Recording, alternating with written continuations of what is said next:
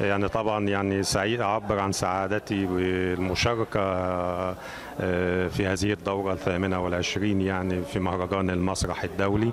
ومصر الحمد لله بتشارك دائما في هذا المهرجان.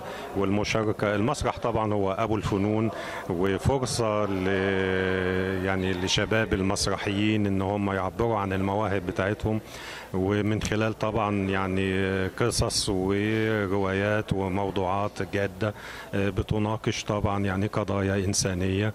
ويعني يمكن العرض أنا استمتعت جدا بالعرض يعني جسر أرتا الذي قدم من قبل الفرقة المصرية، ويعني هي قضية النزاع الأزلي ما بين المنفعة العامة والمنفعة الخاصة.